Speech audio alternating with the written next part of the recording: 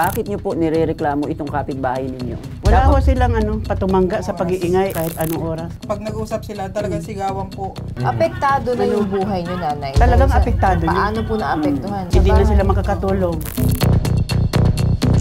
Bakit, ma'am, ng akusasyon na itong kabilang panig na maingay daw ang inyong bahay? Hindi naman po laging maingay.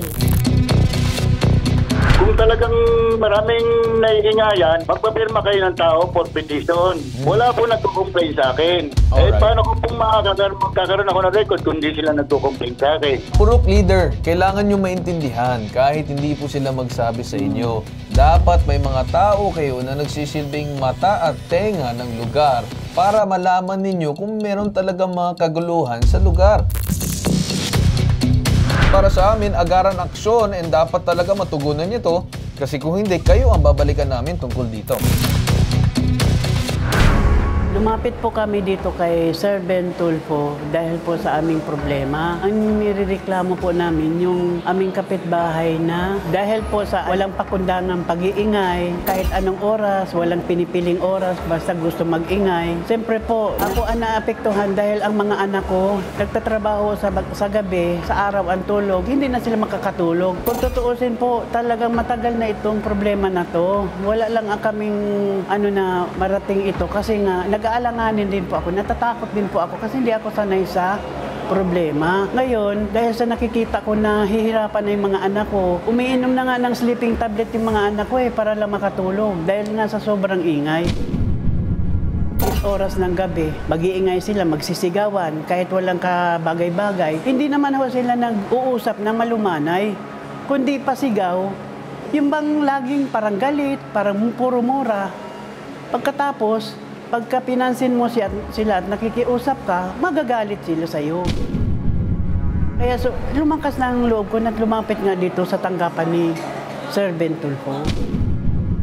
Alright, so ikaw, get all the complaints about this unruly, sabihin natin doon sa barangay, tawagan yung barangay, ha? Okay. Bakit nyo po nirereklamo itong kapitbahay ninyo? Wala ho silang patumangga sa pag-iingay kahit anong oras. Magsisigawan sila. Kahit nagtatambay lang sila doon sa harap, pag nag-usap sila, talagang sigawan po. Kahit nagkukwentuhan lang sila, sigaw pa sigaw po. Ayan, may audio. May video pa tayo dito. So may sumisigaw. Okay. Kahit yung mga naka-standby sila, naglalaba sila dyan sa gilid ng bahay namin Okay. Tapos nagtatambay sila, kukuntuhan.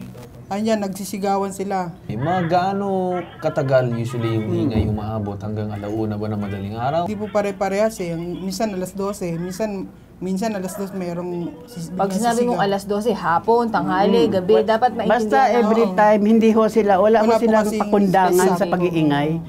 Apektado na yung buhay nyo, nanay. Talagang Dahil sa- apektado yun. Paano po naapektuhan? Kasi iba yung parang naririnig mo lang na napiperwisyo Stress ka kayo. na Pero stress ka na. kayo ba, mga trabaho, anong ginagawa nyo sa Hindi na bahay? sila makakatulog. Sinubukan nyo bang ireklamo sa barangay? Nagkaroon na kami ng paghaharap, Sir Carl. Parang ini-ignore nila.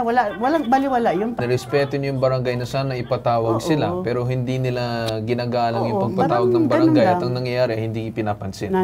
Nagpaparinig pa nga na kahit 10 barangay pa kayo pupunta. Maiinis ka naman, Sir Carl. Paulit-ulit, parang wala na yung pinag-usapan doon. Sige, Sir sige. Carl and Dean, Okay pinagbigyan tayo ng respondent, si Adelaida Datu, nandito po siya sa ating studio.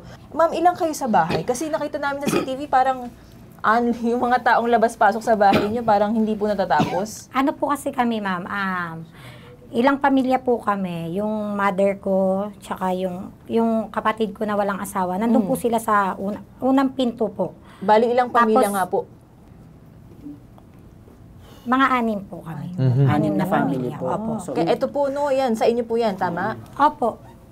Ayan, ang dami talaga. Bakit, ma'am, ng akusasyon na itong kabilang panig na maingay daw ang inyong bahay? Kasi nga po, compound kami. At malakas po talaga yung mga timbre ng boses namin. Yung tawa, siguro yung kwentuhan. Sinubukan nyo ba na at least mag-usap na magpapamilya na sabihin na medyo kontrolin lang Opo, natin sir. ang pag-uusap? Ang inaano po kasi nila, yung kahit nasa loob na po kami ng bahay. Kapag marami kasi kayo sa isang lugar at talaga magkukos ng noise, yan. Pero kung controlled naman yan, napapag-usapan ng maayos itong magkakabilang panig na, sana naman pagka ganitong oras, kunwari lampas na ng alas 10, wag na tayo masyado maingay kasi makaka-istorbo tayo sa bahay. So kahit man nasa loob ng bahay, kung nakakaperwisyo kayo ng ibang tao, ay pwede pa rin kayo pagsabihan. Ang hindi lang po talaga namin mapagsabihan is yung mga bata po talaga na minor. Ang mga magulang ang magkokontrol sa mga bata para mapagsabihan. Kung sinusuway ng mga bata, then kailangan sila disiplinahin, di ba po Opo, ba? sir. Hindi naman po laging maingay. Saan nagkaroon ng conflict or problema dito sa kabilang panig? Hindi namin sila binabastos. Pangit lang po yung paraan ng paninita. Andyan na naman kayong mga maiingay ko. Yan ang always niyang pong bunganga. Marami kayo doon sa lugar. So di ba dapat mas maging conscious kayo doon sa mga mararamdaman ng inyong mga kapitbahay? Opo, sir. Inano na nga po namin yun eh. Inano ko na rin po. Di baka labas. mamaya hindi na maganda yung asal nitong ni Ma'am Sonia doon sa inyo kasi lagi nyo siyang binabaliwala kaya parang binabastos na kayo. Di Ay, ba hindi po po, ba? sir. Hindi po namin siya binaliwala. Pero siguro mas malalaman na natin dito sa Purok Leader ng Barangay 176 Bagong Silang, Caloocan. So si Antonio Balan, magandang umaga po sa inyo. Magandang umaga po, sir. Nung mapadaan ako sa lugar nila, nagreklamo naman to sa akin si Sonia na lagi daw maingay yung pamilya nila. Kung talagang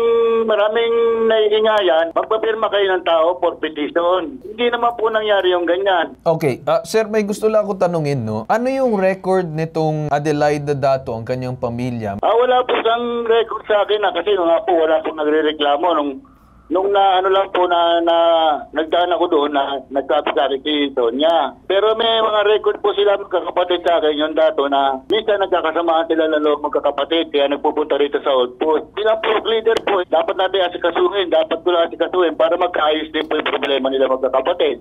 Kung may magre-reklamo sa akin, mas maganda. Wala po nagko-complain sa akin. Alright. Paano ko pong magkakaroon ako ng record kung hindi sila nagko-complain sa akin? Gusto ko lang kasi i-confirm kung talaga Oo, totoo meron. ba na maiingay itong sinasabing kapitbahay nila Ma'am Sonia. Ang pagkakaalam ko po kasi, minsan sila, magkakapatid, nagpupunta rin nagreklamuhan dito sa outpost ko. May posibilidad po rin siguro na medyo naiingayan dito kanila yung mga kapitbahay nila dyan.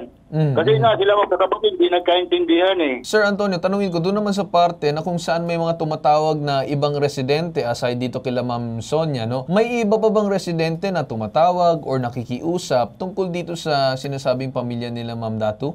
Wala na po sir, yun lang po yung mga kakwentuhan niya, ni Sonia dyan na mga kapitbahay nila, ano napadaan ako. May nagsisecond demotion nga na may ingay, pero wala naman akong ebidensya. Anong solusyon dito, Purok Leader? Kasi kung may kampo na naiingayan at may kampo na maingay, ano bang dapat gawin natin? Kasi parang paulit-ulit lang po. Ito nga po ma'am, kasi pinupuntahan ko naman po sila. Ngayon po minsan, hindi mo naman alis, medyo may katigasan din ang mga ulo ng mga tao. Pag alis mo, ganun pa rin ang ginagawa. Hindi po natin maano yan. Oo, Purok Leader, wala ba kayo dyang ordinansa sa Caloocan about sa noise pollution, mga minor na naglalakad pa ng anong oras? Meron po, ma'am. Yun lang i-impose natin, yung mga ganyang bagay. Kasi create yung ordinansa para sundin ng mga residente ninyo. Dapat ini-explain sa kanila na sila yung nirereklamo, sila ang mag-adjust. Kasi sila yung maingay eh. Nag-blatter lang sila sa akin, dumiretso sila sa barangay, hindi nila pinatawag yung respondent nila. Kaya nga po, ganito na lang Purok Leader, no? Kung meron ka mga residente na nagkakaroon na ng conflict at alitan, di ba po ba na dapat ang ating Purok Leader ang magsosolve ng sinasabing conflict? Bilang isang part ng barangay, tayo ang mamumuno sa lugar bilang ama ng lugar para i-guide at tulungan ng ating mga residente para matapos ang problema, di ba po ba? Sila po, hindi po sila nagsasabi sa akin. Purok Leader, kailangan nyo maintindihan kahit hindi po sila magsabi sa inyo. Dapat may mga tao kayo na nagsisilbing mata at tenga ng lugar para malaman ninyo kung meron talagang mga kaguluhan sa lugar. Sir Antonio, if I may, no? Kasi kaya kayo nakatalaga dyan bilang Purok Leader, di ba? Kasi kayo po yung magre-report dapat sa barangay kung ano yung sitwasyon ng nasasakupan yung Purok. Dito po kasi kahit wala naman po nagre-reklamo sa inyo, pero alam nyo naman na marami talagang nag-iingay at napeperwish yung mga kapitbahay. Kayo po yung magkusang loob sa barangay para at least alam ng barangay ano yung gagawin. Kung kailangan magpatupad ng ordinansa para matigil na po yung pag-iingay, tayo na po mag-initiate, sir. Kasi alam ko po malaki yung barangay nyo, pero kayo po yung nakatalaga dyan. So that means kayo kayo po dapat yung mag-akyat sa barangay. I-report po natin para ma-address ng barangay po natin. Kasi I'm sure po hindi lang po si Nanay Sonia sa kasi Ma'am Annabel yung nagre-reklamo. Siguro yung iba wala lang time sila magreklamo or hindi lang nila maisipan, pero I think nakakarinig din sila ng mga ingay. Sa akin naman po gusto ko lang mag-ayos na lang sila. Tama naman. Ayun po, hindi po yung gusto namin, sir. Opo, magkakapit-bahay lang naman po sila. Dapat mapag-usapan nila ng maganda. Hindi lang po hiring-hiring purok leader dapat yung gagawin. Ang magagawa ng barangay dapat may mitigation to avoid conflict para sa inyong mga residente, di ba po ba? Okay po. Alright, so makakausap natin sa kabilang linya yung EXO ng Barangay 176 Bagong Silang, Caloocan, si Sir Rolly Cebu. Magandang umaga po, Sir Rolly.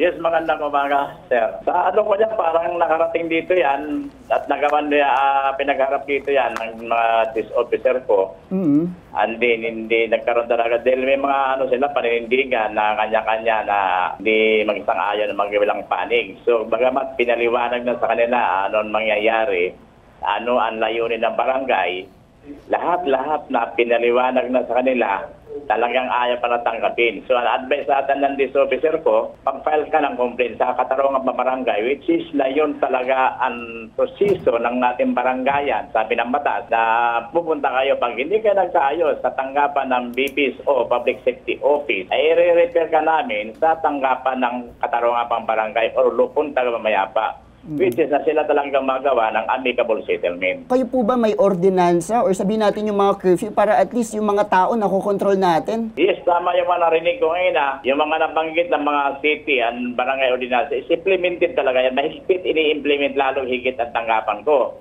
So advice ko yan sa lahat ng purok leader na yung mga anti-nuisance, alarm scandal, public disturbance, kailangan pagsabihan, kausapin talaga, ipaliwanag nila sa residente na kung saan man sa Bagong Silang na bawal ang pag-iingay bagamat hindi pa umabot ng tinatawag na 10 PM ng gabi, basta maingay, prohibited dyan, sabi ko. Kung mayroon nag-iingay na ganyan, lalo higit sa oras ng gabi, ang advice ko talaga sa kanila, tumawag sa opisina ko, humingi ng responde para puntahan namin at kausapin. And then kung kailangan talaga na may violation sila, kinukuha ko yan, ninanong ko sa opisina. And then kung may panigit kami, tinitigitan talaga namin yan. Di ba dapat mas tinututukan at mas tinitignan ng barangay nitong dalawang panig para maiwasan yung gulo sa lugar? Ako kayo, sir.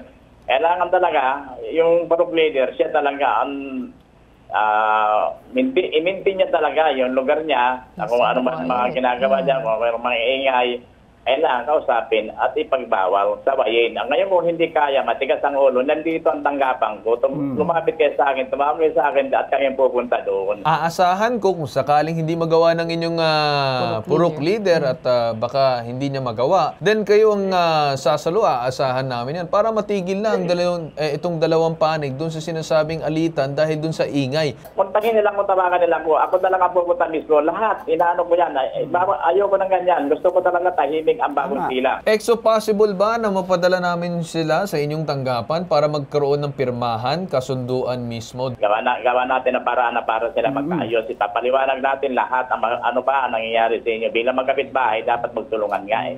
Hindi yun nagbabangayan, nagpaparinig ka. Kaya pupunta tayo sa anti-nuisance, alam skandal. Which is na dapat hindi pwede mangyari yan sa lugar.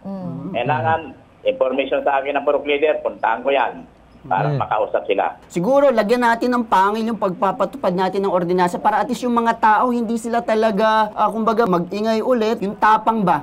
Alam ko may mga penalty po, XO, di ba? Yes, sir. Pero, oo, i-implement po natin ng may pangil, sir. Pag nag-resist, kinakulong mo pa yan eh. Oo. Alright. Yan ang garantiya. Sige po, EXO. Sige po. Okay, maraming salamat po sa inyo, EXO. Alright, balikan lang natin si Purok leader. Purok leader. Oh, ano magiging sagot mo doon sa sinabi ng EXO mo? Napakagaling naman ng EXO mo dito. Oh. Tangayon po ko sa mga gusto mangyari. Sige po sir, dadagdagan ko po yung pangil ko para i-monitor ko lagi ang lugar na yan. Papasusubaybayan ko po yung lugar nila lagi. Paikutan ko po lagi. Very much understood, Purok leader, pero dapat para sa amin, agaran aksyon and dapat talaga matugunan nito Kasi kung hindi, kayo ang babalikan namin tungkol dito. Alright? Sige po, asahan niyo po. Asahan niyo po.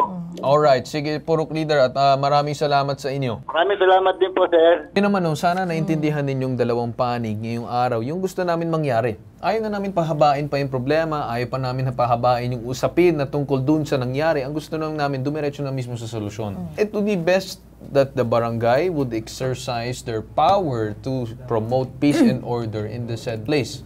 Alright? Kayo po ma'am, nakikita niyo po ba, sana wag niyong masamain yung paglapit nila dito. Okay? Tinawagan natin yung purok, pati barangay, tinawagan natin para talagang mapag-ayos kayo. Yun yung gusto namin So sa part nyo ma'am, alam kong may sasabihin ka pang sa kanila, pero kasi ang reklamo dito, ingay. May pinanggagalingan yung ingay, which is sa inyo po. So mukhang kailangan sa inyo po talaga manggaling yung pag-adjust, hindi po kila nanay. Kung problema po nila yung ingay, kakausapin ko po ulit yung wala pong problema. Hindi ako mananawang sitahin, hindi na palabasin kung yun po ang gusto nila. Naintindihan ko po. Maraming salamat po sa inyo, ma'am. Maraming salamat po sa pagpunta dito po sa inyo.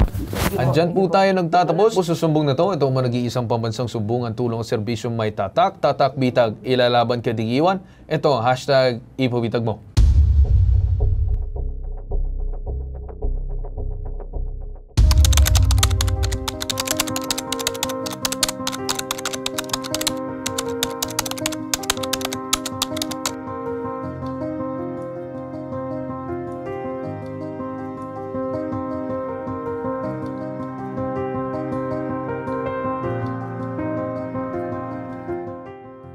Salamat Sir Ben, Sir Carl, at saka sa iyong mga staff. Kundi dahil sa inyo, hanggang ngayon, namumroblema pa rin ako. Kaya maraming salamat po. 10 ng aking mga kapitbahay na pabaabutin po sila ng pasasalamat. Kasi nakakatulog na raw po sila ng hindi na sila nabubulahaw. Maraming salamat, Sir.